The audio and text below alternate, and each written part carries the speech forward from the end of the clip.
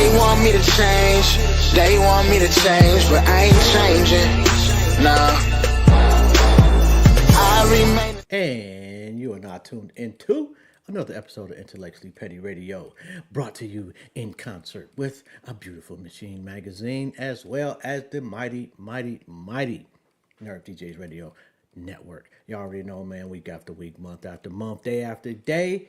It's the same thing around this way. It's legends only, and tonight is absolutely no exception. We have one of the greatest minds of her generation, author, actress, celebrity, jerk chicken, phenomenal cook, the best person this side of the Mississippi River, Miss Jovahna Marie and Pozon, or you can call her J.M. Pozon. Welcome to the conversation, Queen. How you doing? Thank you for that lovely intro. How's your family doing? Oh, great, great, great. Yeah, I got the boys over there watching the jerk chicken, so they better not burn it. Oh my god, better than me because I can't cook shit. Yeah, I'm horrible. Um, how many titles do you have? I just recently made my directorial debut. I just did my first film, The Dark Side of Beautiful. I wrote it, directed it, executive produced. I was the executive producer on it, and I starred in it as well. And I'm an author. Yeah, so I've published over 6 books. I actually started off as an author. I wrote my first book in 2015. It was an Amazon bestseller, and one of which was featured in the New York Times. And I had Stardust, which was my woman empowerment poetry book. It's kind of poetry spoken word, and it was dubbed as one of the most prolific reads in women empowerment. Really? Yes. So, give me an example, title wise, of one of your poems that would be considered women empowerment. um, Crown Jewels. Mm. So that seems like an invitation for me to actually do a spoken word piece. Well, I was, I didn't want to put you on the spot, but I kind of did. So, what you got? Let's hear. Okay. Oh, darling, how did you ever think that a man like him would understand the value of a woman like you? So tried and true, heart pure as gold, born with the magic in your veins and stardust in your bones. See, you must understand that you are a queen meant only for a king. So when you go where you're not meant to be, your worth will forever remain unseen. You'll be like the brightest of gems or the rarest of diamonds in a land full of blind men. And truth be told, they could have you in the palms of their hands and still not understand that which it is that they hold. Yeah. Damn, I feel lesser than a man right now. I feel horrible. Like, damn, I need to go apologize to somebody. I don't know. That one's called Hidden Gems. Yep. Yeah. And you said the book was Dark Side of Beauty. I mean, the No, movie that one, The Dark Side of Beautiful is the is film. is the film. Where Yeah. did that come from? The Dark Side of Beautiful. Yes. It's a film that I wrote. I wrote the initial manuscript. I actually wrote it in like 2015. Mm. Um, and like when I came up with the idea, I know I wanted to do a psychological thriller, but I also know that I wanted it to be something different. So I came up with, my character. I play Raina Price in The Dark Mm. Side of Beautiful, and I'm a Sunday school teacher that's also a serial killer, right? And so like for me, it's like you got this beautiful Sunday school teacher, and she's on the complete opposite. She on demon time.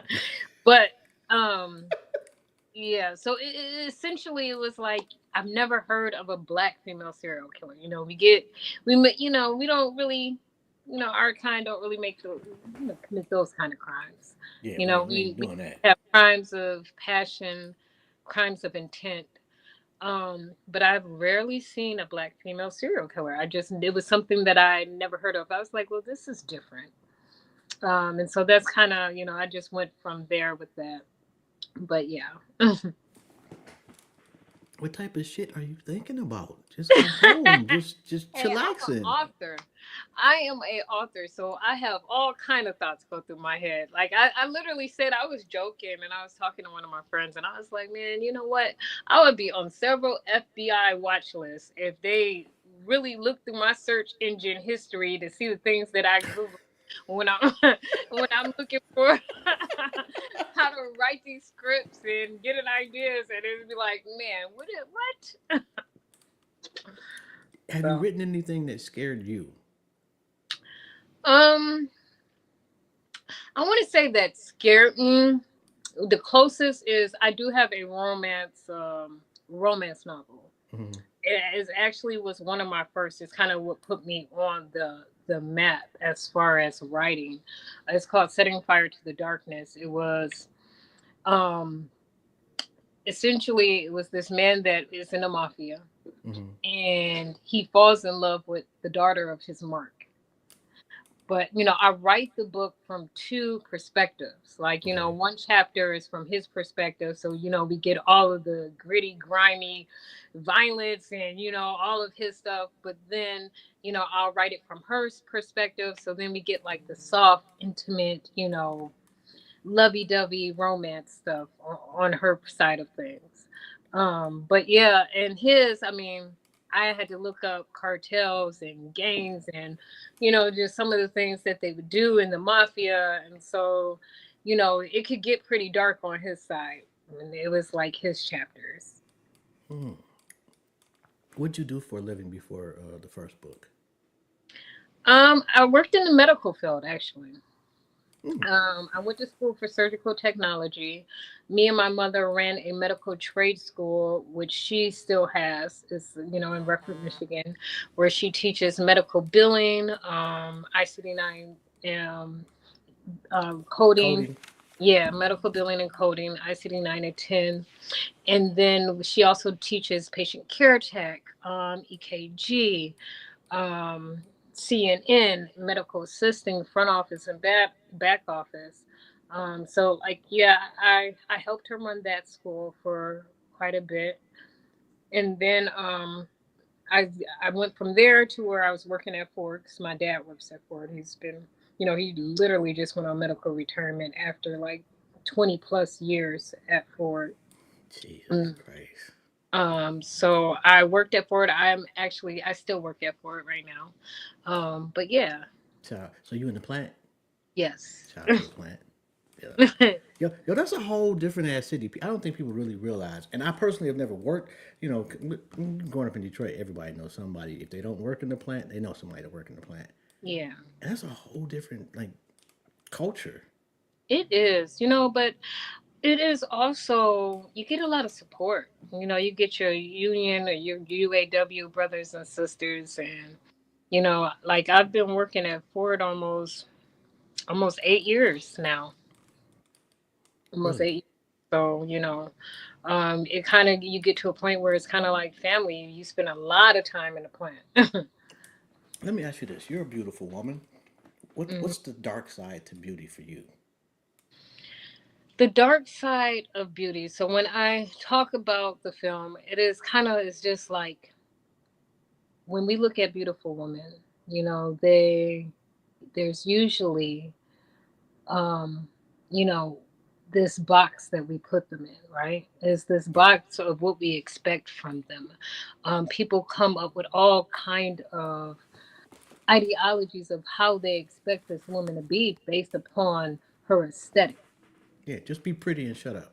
Yeah, so based upon her aesthetic, there's a multitude of different variations of the way that she's going to be perceived. Hmm. And so when I wrote the film, The Dark Side of Beautiful, my character, again, she's a Sunday school teacher. So she's coming across as this innocent, she's beautiful, she's all these different things, but on the flip side of that, she has this very dark side. This, and in her mind, Hmm. um, because that one of the things about it is when it comes to religion, because when it comes to religion, people always think that they're right inside their own mind. There's been so Yeah. many horrific things done in the name of religion, where people, flying planes into buildings in the name of God. Like, people do heinous, horrific crimes, and they're doing it because in their mind they're Yeah. right. Yeah. And so for her, for that character, she believes herself to be on this mission from God. Like, she's the serial killer, but in her mind, she's this religious heretic that is going to rid the world of evil. But and while Oh. she's seeking out the darkness, she doesn't realize that she is the darkness. Hmm. Yeah. Yo, so has this one come out yet? It's not out yet. We just did the premiere and it was completely sold out. We had over 300 people come out for the premiere. We were turning people away from the door. We're actually getting ready to do a second screening Mm-hmm. of the premiere, April 18th. So I will be putting the details on my page in the upcoming days for that as well. But yeah, it will be streaming on Tubi and Peacock. So Yo, this sounds like an interesting ass movie. it definitely is. Like I said, I wanted to do something just different. You get tired of just watching the same plots. And so for me, this was just something very different. And then I had some hitters in this film, man. All of the actors, when I say, like, we had Miriam Ham the third, Mm-hmm. we had Amir Garrison, Armando King. Um, we just who else was in it? Oh, Zakia BZ was in it. We had some phenomenal actors in this film. Where you So from? I, huh? Where you from? I'm from here. You mean What where part? my parents are from? No, no, you. West side, east side? Oh, up West Side. Oh, okay, yeah.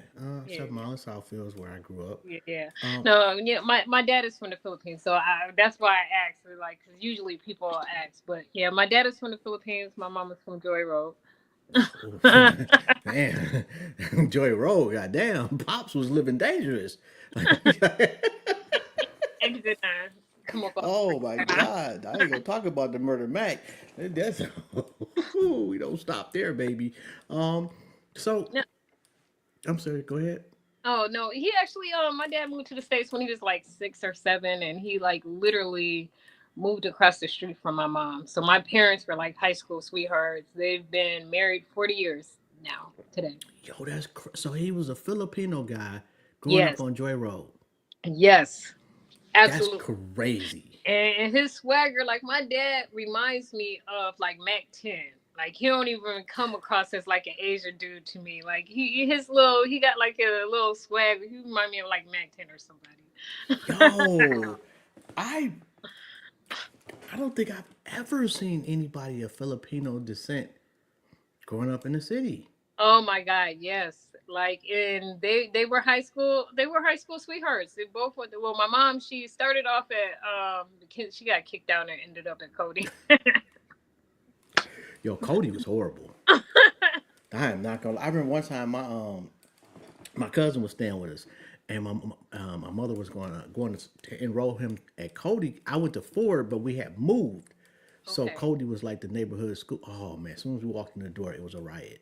Mm, That yeah. shit was my mother was like, "Oh no!" I was like, "Mom, Ford ain't much better, but it's better than this shit because that shit was Yeah. horrible." Oh Um, my god! Did you go to Cody too? no, I did not. I went to Southfield and I got kicked out. Oh my god! I don't even know if I want to know why. Oh my god! Oh. Although Southfield is, they was a little bit more strict. Yeah, I end up graduating from Belleville. Like, I ended up getting expelled from like all Oakland County public schools, and God damn! I know. But you know what it was is I was very quiet. Like, when my parents used to move around a lot. So they moved us. Originally we were staying like in California, Hmm. like Moreno Valley. So then they moved us from Moreno Valley to Joy Road. So when I'm like in school, I kind of had this accent and I'm like totally, you know what I'm saying? So of course, I'm like, Oh, why would they do that to me, that right? was horrible. Yo, Oh, that could not have went well. At least not in the beginning. Like, 'cause- Yeah, so I got into a lot of fights, but at the Mhm. same time, I got three brothers. So it's just like, you can try me if you want to. Go ahead. It's not gonna end the way you think, but you're more than welcome. Oh my God. So, so Jovahna, Yes. where's the name come from? What's it Um, mean? well, actually, my name means favored by God, and it is of Spanish, Asian, Filipino descent. But yeah, it means favored by God. Yo, that's dope. Oh my God. What's the goal for you career wise? Like, what's the pinnacle? Um, well, I want to do a small scale movie studio out here in Detroit. Hmm. I want to create a Black Hollywood. We all in the city, especially if we're in the industry of film and acting and writing, we all got to go elsewhere to get put on. I would like to create a hub right here where Hmm. people come here to get on. Mm. So in a perfect world, that's my goal. I don't know. I think the definition of getting on is changing, Yeah. and I think Detroit has a lot to do with that. Because people Hmm. realizing, like with just Tubi, you can make money where you can just do films Yeah. But or TV I shows. want to think bigger. Yeah, I feel like we think too small sometimes, and I want to go bigger. Like my plan with the movie studio is I want a one stop shop. I want to cut out the middleman. I want to do distribution. Like we could get to the point where we're doing streaming because a lot of times, we're putting it into the streaming service and it's up to them. It's predicated on what films they choose, what stories they believe needs to be told. Yeah. And I want to get it to the point where we cut the middleman out completely and we have full autonomy of our own stories and what it is that we want to put out. So, I really want to make it a one-stop shop for everything film. How do we get our community to support that? Because if I and I could be wrong, but well, I know Dennis Reed has got a distribution He does. network He himself. has 1919, so Yeah. he's making waves as far as film. When I first started, and that was it. And it's, you got Dennis, you got Lisa Brown, you got Dewan Ford, you got all these different people that is just literally showing people the blueprint of Facts. how to do it and what to do. Shout You out to know, Moolah Films too. yeah. They they So killing the game too. Man. Damn, what's the name? I can't remember the name of the series. They got one that's supposed to be coming out. The third series is killing me. It's taking so long. Break. Anyway, what do yeah, you watch? What do you enjoy watching? I am a movie buff, so I'm very eclectic in my taste of film. So I don't just stick to one genre. Hmm. I like a multitude of, I like a variety. Um, my some of my faves are though I like science fiction. I Okay. like dystopian films. I'm really big in like to dystopia. So dystopian films would be like Hunger Games, or Which was Divergent. crazy.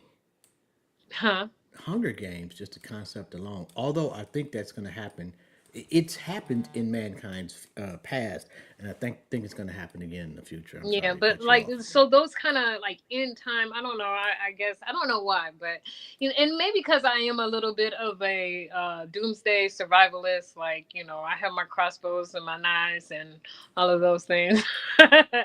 But You serious? I am. Look again. I grew up with three brothers. Yo, so you actually fucking with the crossbow? I do. So actually, one of the first films that I ever filmed was called The Invite, and literally all of the weapons that were used in that film were my actual weapons. Like so, the crossbows, the knives, everything. I have pistol crossbows. I have a 10 point. I have a recurve. drawstring. I got into archery. I want to say maybe about like 7, 8, 9 years ago. Yo, that's correct. So are you hunting also? I do. But I don't like so the way that I look at it, I'm not gonna kill any animal that I'm not gonna eat. Hmm. And right now, like if it was like survival, then okay, yeah, we killing some animals. But right now, I know I'm not about to eat it, so I'm not gonna just kill any animal just to kill it. Hmm. So for right now, it's more so just target practice. Okay. So like I'll put up the different, and then like my dad, he has a lot of land. Him and my mom, they got acres of land, and so Hmm. he has like a shooting range in the back, and so like he has an obstacle course back there, and so like I'll go in the back and you know, Yo, you with the shits, huh? oh yeah, we definitely would. You said that with your whole chest out. Like, yeah, we ain't fucking around over here. Does that scare people away? I don't think so, but I feel like in today's day and age, Mm, in the climate of the world that we currently live in, it like that in itself is scary. So I don't see man. anything wrong with being prepared. Like, other races, they prepare. Yeah. And, we're one of the ones that don't, and I think that's kind of potentially problematic. I think that we need to be prepared for whatever's coming. I train my kids, like I take them camping, both my sons, I take them camping. We do animal tracking. They know plant identifications. They know, hey, this plant is poisonous. They know the difference between cover and concealment. They know if I get underneath this, this is actually going to stop a bullet. But this is concealment. If it's concealment, then it's going to go through it. It's just hiding me, but a bullet can penetrate this. So they know all of these different things. They know that the rules of three, right? They know, hey, I could go 3 hours in extreme weather. So I know the first thing I need to do is find shelter. I can only go 3 days without water. So the second thing I need to do is make sure that I got some water on deck. I could go 3 weeks without food. So that's the last thing that I got to really worry about. So, but my thing is like, even with the archery, I teach them the archery. I teach them how to shoot their guns, and all of those different things. And my thing is, I hope these are skills I hope they never have to use, but I'd Mm. rather them have them and never need them than need them and not have them. And you're teaching your sons these. I absolutely do. Yo, shout the fuck out to you. Yes, yes, yes. But I think that, it's that time where these are skills. Like you go over, you look at China, you got 7 and 8 year olds doing Yeah. like all it, what I'm saying? Yeah. So why we fucking with China? Like they're on a different level when it comes to like even their kids. Like and what they're training them to be prepared for. And we're We so aren't smart enough as a country, let yeah, alone a community, to fuck with them. yeah, We just aren't. yeah. We're teaching our people to be stupid, and they're And teaching that's theirs the to be thing. We're ready. teaching them not to be prepared. We're teaching Yeah. them to be on exploit, the video games and all these different things. And we're vastly underprepared. Let me ask you this, and this is a question I ask everybody that comes on the show. Has nothing to do with nothing, but you're sitting on a park bench, and God sits down next to you, and he or she says you can ask him one question. What would it be? Mm, I don't know. That is a very hard question.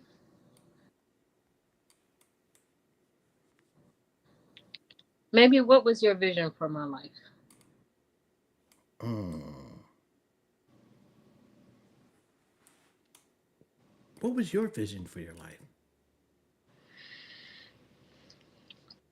Um, I feel like I'm moving more towards it every day and I'm working on it. But, at the same time, I always stand in the mindset of am this is this what I'm supposed to be doing, right? Mm-hmm. Like even when I accomplish, let's say, these amazing feats, and then everybody's like, "Oh my God, I'm so proud of you. You're doing all of these things." In my mind, I think there's always that part of me that has somewhat of that imposter syndrome. Like, is it real? Mm. And is this really what I'm supposed to be doing? But more importantly, is this what God has called me to do? Is this what God wants me to be doing? Mm. The older I get, the more I think about that. Yeah. And it becomes more important that when I leave this earth, I've done more good. At least, at the very least, I can do is be a decent human being. I've done more good than I've done fucked up shit. And you know what? It was I don't know if you ever watch American Gods. Have I've you never ever? heard of that. Oh my God, you gotta watch that show. It's a very, very deep and profound show.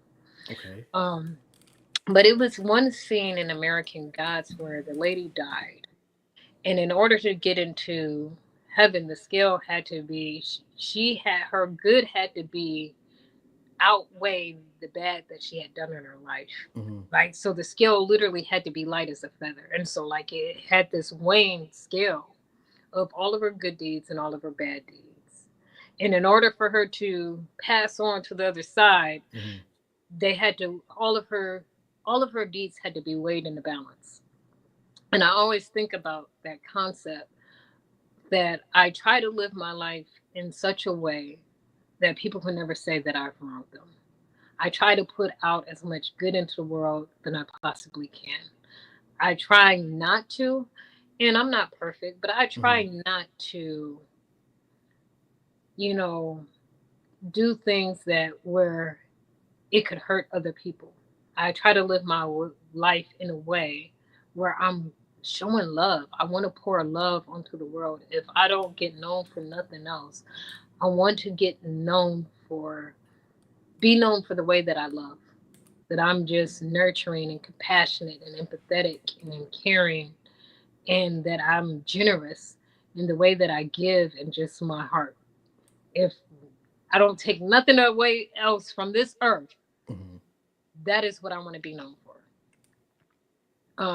But then again, I do know that we're human, you know, so we have our faults and we have our moments.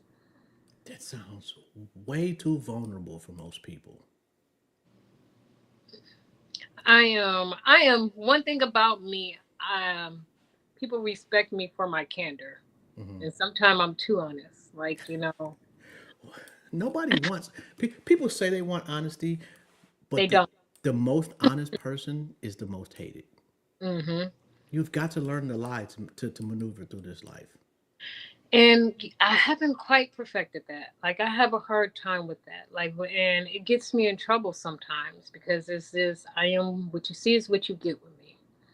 Yeah, And yeah, I know the feeling. I'm horrible at lie, and I don't want people to take this the wrong way when I say you got to learn how to lie. Not to the people that you love or that you trust, but out in society, out in the world, you don't like something particularly at work, and your boss says, "Hey, you like this?" Sure, I do. yeah, I know it. Like, cause some of the relationships that I've had, like my mama was like, baby, like even with my ex husband, she's like, well, baby, you were supposed to lie, baby. You should have just lied. And you know what? I'm not even gonna front. I have told women, look, lie to me about that, okay? Just make me feel better. I don't need the truth. So fuck the truth. Say that for the next guy. For me, I'm going to take the lies and smile, and I'll appreciate it.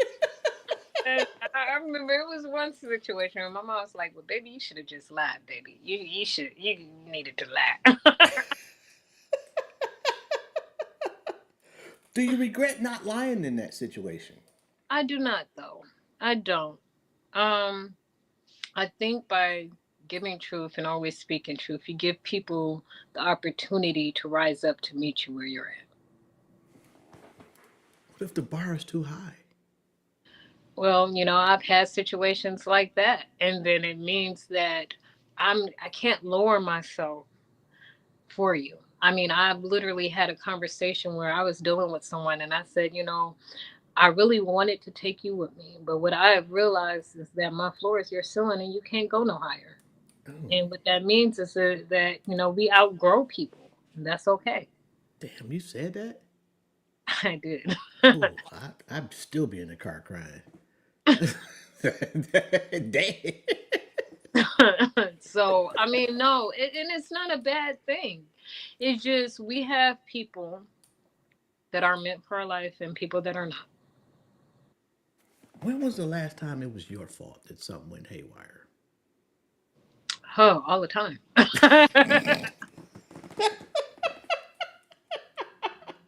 Okay, let me rephrase that. When was the last time, relationship wise, it was your fault you lost a good guy? If ever.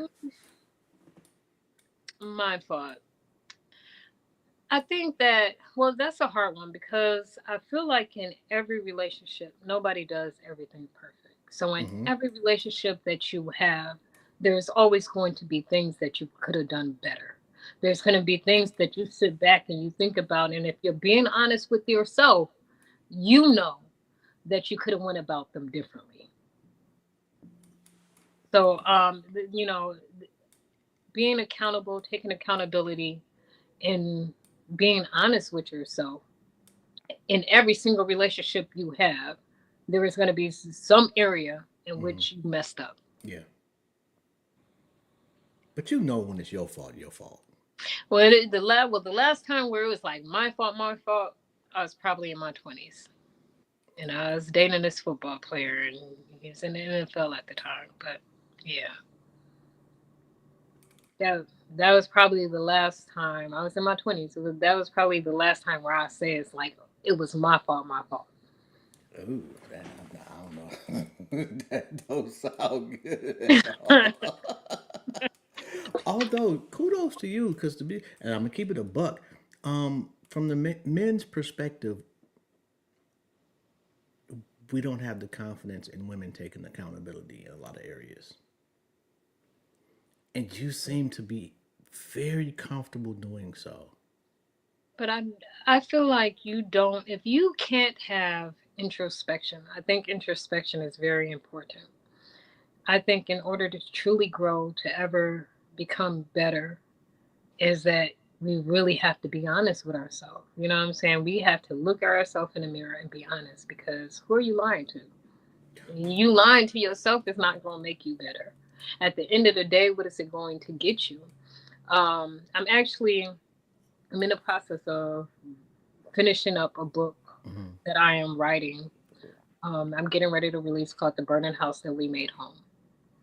And it is essentially, it speaks about when you're born in a burning house, being on fire can seem normal to you until you Yes, step outside and see other people walking around free of flames. you fall in So, love with your trauma.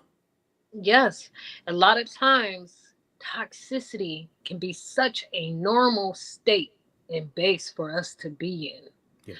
that anything outside of toxicity feels foreign. Like it, you actually get scared of the healthy. Like you can be so familiar with toxicity and trauma and just chaos that when it's calm and when it's quiet and it's peaceful, that actually is terrifying to you. And it happens to so many people because they have not taken the time Yeah. to address the things that's really going on within them. Um, One of my favorite quotes that I live by this quote, is that our bodies are not coffins for our pain to be buried in. That we got to put it somewhere else outside of the human body. We put it in our literature, we put it in our art, we put it in our music. We got to take it and we transform it into something else. In my book, I speak about emotional alchemy, the transmutation of pain into power. That I take the things that were meant to break me, and then therefore I'm going to use it to create my breakthroughs. But what that calls for, to be able to do that, you must first recognize your trauma. We have to recognize it. And that means, hey, you know what? Sometimes I got to pull up a chair and I got to dig deep, and it's painful. And us as people, we try to avoid pain at all costs. We numb it. We Yeah. through all kind of different vices. Yeah. Um, People drink to drown their sorrows, only to find that their sorrows know how to swim. We do all of these That's millions of different things. crazy. I'm But sorry. I'm sorry. Say that again. people drink to drown their sorrows, only to find out that their sorrows know how to swim. Yo, I don't know where you got that from or if you came up with that, but Yeah. that No, is it's a quote, but you know what? I resonated with it so deeply because it's true. You know what I'm saying? We look for things instead of sitting down, and and it's the same thing. Like one of the parts of my book, I talk about how addressing trauma is painful, but it is the same thing with our physical wounds. In order to treat our physical wound, we have to allow access to the site of injury. And then the same thing with our trauma. We're going to have to allow access to that trauma in order to treat it. And it's going to be painful, but the medicine got to go deeper than the poison. So we it's something that we have to do, and it takes a certain type of person to be able to sit with things that they don't ever want to even think about again, and to allow their self to experience the pain of everything that's ever happened to them in order so that they can heal from it. So when I talk about breaking generational curses, which we have, and it stems from a long line. I was reading a book. It's a book called My Grandmother's Hands, hmm and the it's a man, and he's talking about his grandmother, and he asks his grandmother, he's like, "Why are your hands like that?" Because they were very thick and padded. hmm And his grandmother's like, it came from picking cotton. Like when I would pick the cotton, the cotton, the stems would rip my fingers apart. And each time that they would grow back thicker and more calloused. Um, but he goes on to speak about it in that book, and this is what I thought was just so interesting. He says that trauma within an individual can often be mistaken as a personality trait. Trauma within a family can often be mistaken as family traits, but trauma within a race of people can often be mistaken as culture. Now, I want us to sit back and we really sit back and think about the things that we say is our culture, what is culture based, but they're really rooted in trauma. And we have so many of them. And one of the things that, we have this tendency where we bury a lot of our pains. But when we bury pains again, it grow roots inside of us, Yes. and we're not meant to Yes. bury it. Especially black men. Black men grow up Yes. and they're taught, do not cry, do not show your feelings. If you Facts. show your feelings, you're soft. And I detest this, especially with my children. I tell them that it is okay to feel what you feel, but I also need you to understand how to properly process what it is that you're feeling. But I want you to understand that you are a human being and you got a right to your feelings. We have Absolutely. got to a point, especially with black men, and this is why a lot of black men end up depressed. They kill themselves because they have to hold all that in, and nobody's meant to hold all of that in. You're a human being. But at the same time, we're telling them, oh, don't cry, you man up, do all of these different things, and then we wonder why they get in relationships with us, and we're begging for their feelings, and they can't even speak to us, and it's like we can't get them to talk, and it's pulling teeth and like pulling water from a rock, trying to get them to express their feelings because their whole life it's been hammered into them that it is not manly or masculine to express your feelings, and that's wrong. I think relationship wise that responsibility is twofold. It's us not trusting, but it's also women giving us a reason not to by weaponizing our emotions. Absolutely. And one of the things that I hate, I feel that like, especially if somebody shares something with you in confidence, if it's your partner, you are your partner's safe space. Yes. Like you are meant to. If that man goes out into the world every single day and he has to wear his armor against the whole rest of the world, Shouldn't have it to come comes a home and do time that that when shit. he gets home, that he needs to be able to take his armor off and lay down his sword. Mm-hmm. You are supposed to be a safe space, but what a lot of women do, unfortunately, which is absolutely correct, they use it as a weapon. You Yeah. tell them some shit, and then the next thing you know, they're using it in the next argument because Oh now they boy. got ammo. They're using it as ammo against you, and I detest that Yeah. because if you love me, when you learn about me, everything that you learn about me should only be used in a way to help you figure out how to love me better. Mm. So You need a class or something.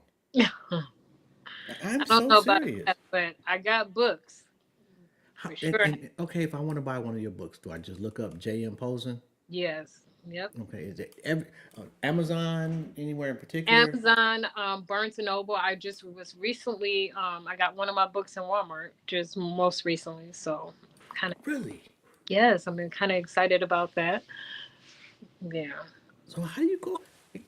Do they just call you one day and say we want your book? Well, actually, like so. I am self-published through Amazon through like Kindle Direct Publishing, Mm-hmm. KDP. And so it kind of puts your books into this pool. And Okay. so like if you hit certain numbers like on Amazon, you'll have different, stores reach in to pull Yeah. the books out to sell at their store. Like that, that's kind of the way that I ended up in Barnes and Noble, and that's the same way that I ended up in Walmart. How long does it take to write the whole book? I mean, is it like a formula you have, or it just depends? I think um really depends on the type of book and the content. Like my poetry books that don't, I have a couple poetry books, a couple spoken word books, and those are like fairly easy to write. Like I could finish those anywhere from 3 to 6 months. It doesn't take that long. Well, my romance novel, that one, that took me about 3 years to finish. Um, it Damn. took me about 3 years to finish the romance novel. And the book that I'm working on now that I'm getting ready to release, I say that this is my most interpersonal book that I've ever written. Hmm. And I'm not finished with it just yet, but I'm getting ready to release it. I'm putting the finishing touches on it. But it's been 4 years in the making for this one. Damn. Yeah. So is there a part of you every day thinking about this book? It is. It's just like, oh, I got to get it done. And then it's just like, well, this one particularly for me is deeply personal. I was in like this relationship and it just put me in this place. I feel like the ways in which we really grow, we evolve is is through grief. Oh Like man. I feel like one of the things is like when you go through something that shakes you to your core Yeah. and it hurts you, and it could be something like a death, it could be something like a heartbreak that you just have not been able to heal from, but something that shakes you to your core, that changes your perspective on yourself, it changes your perspective on life, the way that you view things. Because one of the things that I've realized is that everybody views the world through the perspective and through the lenses of their own experiences. Absolutely. So whatever they've gone through, Yeah. and it's crazy because then this is why it's so important to heal from your trauma. It's a saying that says, once bitten by a snake, that paranoia will make you smack a lizard in the face. I I don't know what type of Zen like state you be in reading these books, but Jesus Christ, you got some shit in the brain. Like, No, my but no, but God, how you when be you think, remembering all of this? like when we think about it, right? Like so if you go through an experience and Hmm. then you go through something else, but it's so similar. And then it may not even be that, but Hmm. your trauma will make you view it as that Yeah. because that's the lens in which you're viewing it. It's like, Yeah. oh no, that looked a little too close to that last time I went through that and this happened. Yeah. And I've done that. yeah. And that Yeah. may not even necessarily be the case. Is it Yeah. easier to change think my kids are in the background. And I know you cooking. And I can smell it. It smells phenomenal, by the way. Oh no, no, they over there. They're talking about video games, but they get all love about their video games. Is it more difficult to come back from not being, not having enough boundaries, or having too many boundaries? Um, I think is I would think not having enough. Like I feel like I went through a period of time in my life where, I could have been a bit of a people pleaser. Mm, And I really had to dig deep within myself. And I think that okay, so in my book, so this is mm, going back to the book that I'm working on. Because I really feel like this book has helped me through it's been my therapy, it's been my mm, catharsis, like it's been very cathartic in helping me to cleanse and like really figure myself out, to really take a deep hard look at myself. But I feel like we all have an internal dialogue. We have this story in which we tell ourselves about who we are and how we identify ourselves and who we identify ourselves to be. mm, And it stems from the way that we're brought up. Like, so when we talk about trauma, I mean, I had amazing parents. Don't get me wrong. I had the mm. most amazing parents, but I feel like even the most well intentioned parents can cause trauma within a child. Yes. And so when I think back to certain things, and even the way that how it affects the way that I deal with relationships and men and just everything in general, Hmm. like my core wound for me, I think was the fact that I would always feel like maybe I'm not good enough. Really? Yeah. And so I had to, when I really sat down and thought about it, right? And that came with like, because here's the thing, we accept the love that we think we deserve. So if I'm accepting I have to, at some point, I have to be real with myself and ask myself, why do I feel like I don't deserve more than this? And when you really get to the root of it, when you dive back and you peel back the layers, right? Hmm. It always boils down to trauma. It is something that you maybe went through, had happened to you that you did not necessarily address, but it left this wound. It left an emotional wound on Hmm. you, and that wound now is again, it becomes that lens in which you view the world, you view people through it. And I'm gonna be vulnerable real quick. This is um one of the things that I talk about in my book. Hmm. But when I was growing up, I had an incident where I was raped, right? And even though it makes no logical sense, Hmm. when I would walk around, I would feel as if people could look at me and see that, as if it was like this stain that it had put on me, that had tainted me in some kind of way, you Mm. know. And it just, I felt like moving forward, when I dealt with my worthiness and the way that I felt myself to be worried, I think that it had a lot to do with that. Wow. And I'm truly sorry that happened to you, by the way. Yeah, but I think we all like, but even further than that, like when I broke it down, because this is what this, that's why I said this is probably one of my most interpersonal books that I've ever written. Hmm. Like I thought back to the very first time that I felt unworthy. And it was something stupid. It was something really, really simple. I think that I was showing my dad a picture. Hmm. And I was like, Dad, look, look, look. But he on the phone, he handling business. He like, yeah, yeah, yeah, yeah. And he kind of just like brushed it off. But it was a feeling that I felt in that moment. And then when I got a little bit older, I mean, I became an adult. And what I recognized is, I had a feeling where I had just made the New York Times, and I'm like running to my dad. I'm like, Dad, I just made the New York Times. Oh my God, look, look, look. And he was just like, oh yeah, that's good. But he was so nonchalant about it. And I don't think, like, we talked about it after the fact, of course. And, he was like, well, that's not what um, but in that moment, it gave me that exact same feeling Yeah. that I had when I You was, needed a cheerleader right then.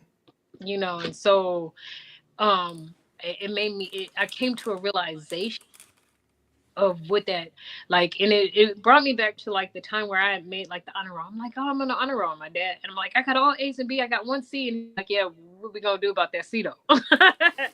And I think what it taught me, like, even though it was unspoken, but you know how Asians are, right? So we talk about Asians, they're like, we not, you ain't supposed to have no C's. The culturally, Yeah. they're just different Hmm. in the way that they go about things. And so for me, though, in my mind, it kind of planted a seed that, okay, I got A's and B's, but I had a C. So even though it's good, good is not good enough. Yeah. That you gotta be extraordinary because good is not good enough. Yeah. If people want to get in touch with you, how do they go about doing that? So on Instagram it is JM Pozon, and on Facebook it is Jovahna Marie.